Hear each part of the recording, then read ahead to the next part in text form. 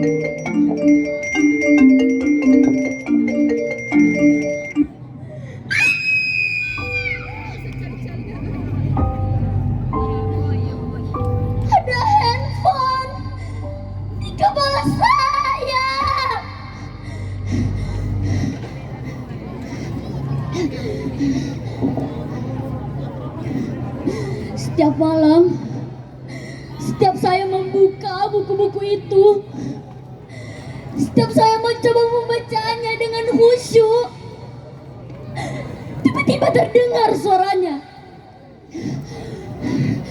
Ini terjadi sejak ayah membuat peraturan baru di rumah ini. Kau jangan main handphone malam-malam. Baca buku-buku, biar kamu jadi anak sukses. Dan saya harus memberikan benda pujaan itu pada ayah.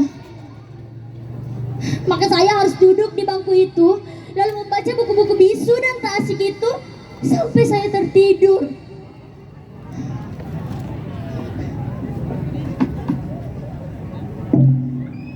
Pintu ini tak boleh dikunci sebelum jadwal tidur tiba.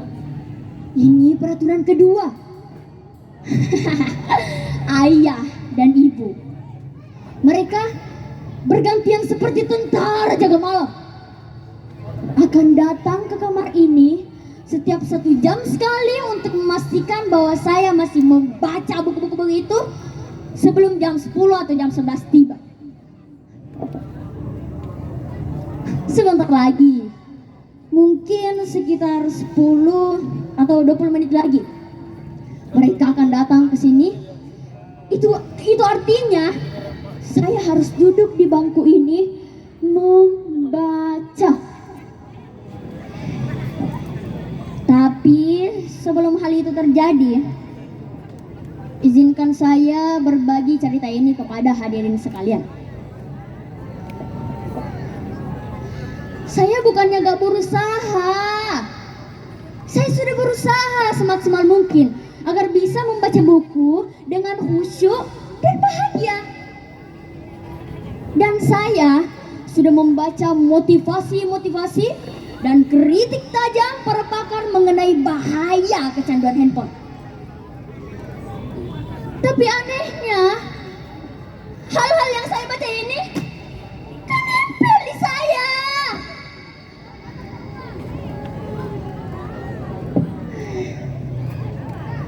Sedangkan kritik tajam para pakar itu tak juga mengurangi rasa rindu saya sama handphone. Kalau saja mengubah diri ini bisa dilakukan serenyah ceramahnya Mario Teguh, mungkin saya gak bakal semenderita ini. Apa? Tak percaya? Saudara-saudara tak percaya kalau saya menderita?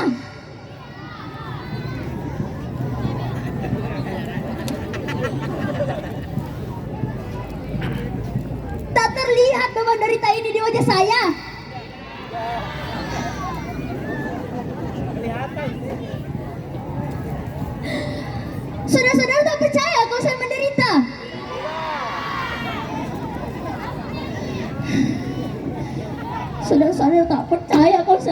menderita. Sekarang saya yang bertanya, siapa di antara hadirin yang mau dan mampu berpisah dengan apa yang sudah menjadi bagian terpenting bagi hadirin sekalian tanpa merasa teraniaya, rasa hampa? Hah? Hah? Gak akan ada yang mampu. Begitu juga saya.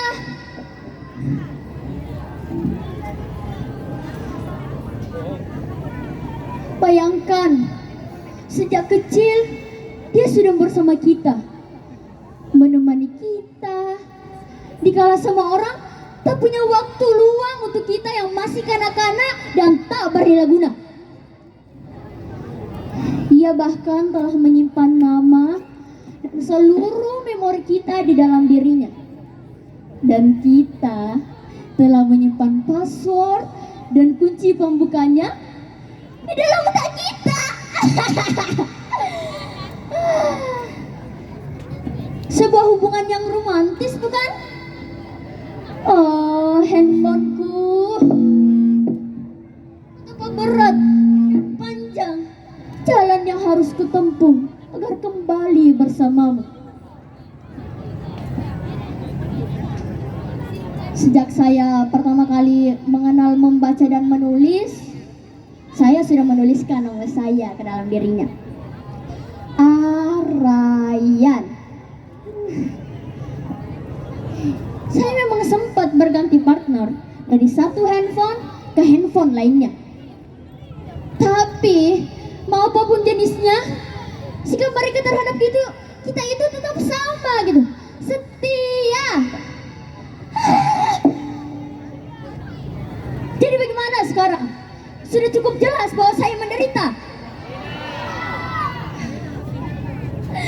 Saya menderita bukan karena dihadapkan pada satu hal saja.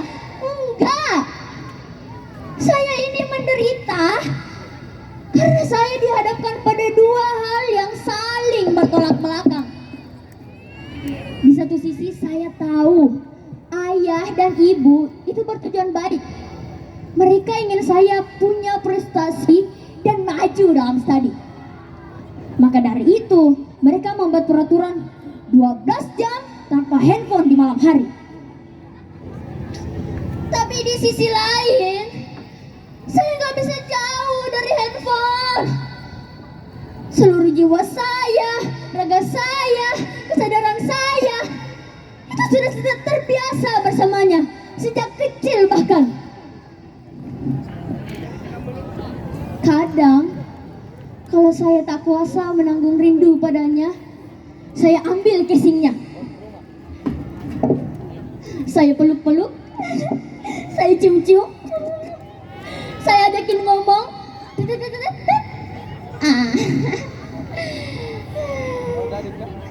Tapi juga terkenang masa-masa dramatis kami.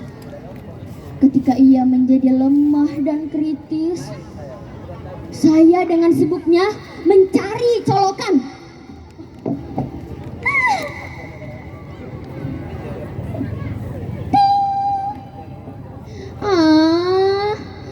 Tak ada yang lebih menyenangkan selain mendengar suara riang dan renyahnya. Saya bisa main Mobile Legends sampai subuh, nonton drakor sampai subuh, sampai hafal dialognya. 뭐야, 내 진짜야. 아이고, 괜찮아. Saya juga bisa nonton BTS comeback tanpa harus jauh-jauh ke Korea. I step right life to my beat. Semuanya. I left the moon right with me, baby. Dia benar-benar membuat hidup kita menjadi lebih seru, mudah dan cepat. Jadi bagaimana bisa saya berlama-lama duduk di bangku itu membaca buku-buku bisu dan tak asik itu? Sedangkan kita ini hidup di zaman dimana yang semuanya itu harus serba cepat gitu. Siapa yang tidak bisa cepat dan meringkat, maka dia akan ditinggalkan dan menjadi fosil penghuni Museum Peradaban.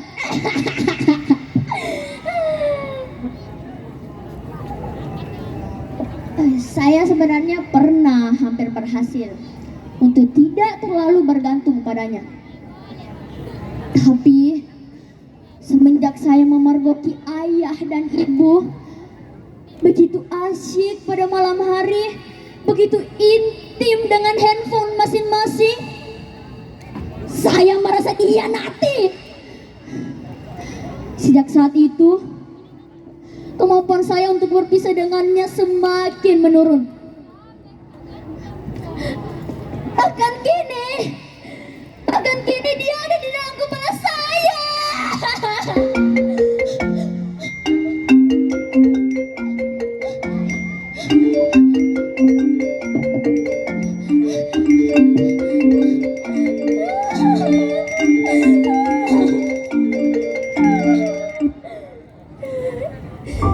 Jangan terlalu dalam, atau kalian akan menjadi seperti saya. Arayan, ada apa nak?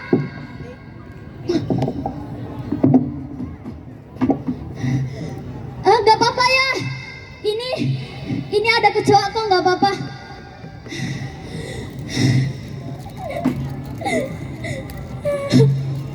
Betapa berat dan panjang jalan yang harus kutempuh.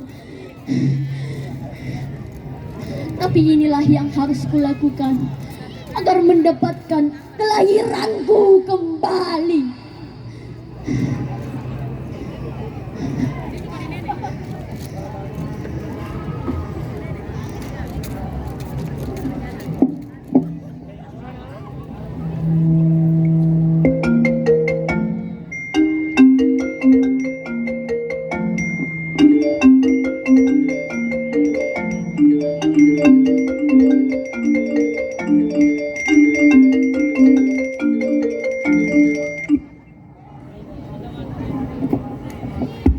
Terima kasih.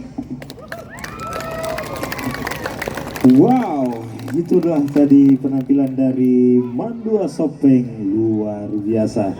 Oke, selanjutnya ada penampilan dari SMA Insan Cendekia B.